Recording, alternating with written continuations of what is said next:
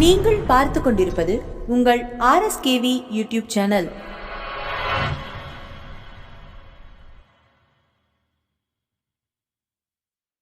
உங்கள் அனைவருக்கும் எங்கள் RSKV டிவி சேனலின் அன்பு வணக்கங்கள்.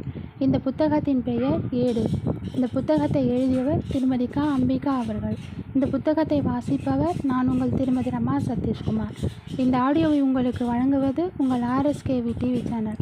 நீங்கள் ஏடு என்ற புத்தகத்தில் உள்ள பகுதி 188 வரை கேட்டு இருப்பீர்கள்.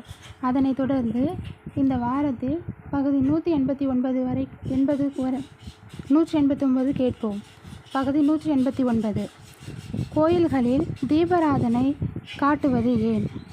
கோயில்களில் கற்பூர தீபாராதனையும் நெய்விளக்கு தீபாராதனையும் காட்டப்படுகின்றன. கற்பூரமும் நெய்விளக்கும் கடைசி வரை எரிந்து போகும், எதுவும் மிஞ்சாது. மனிதன் இறந்த பிறகும் இதே நிலைதான்.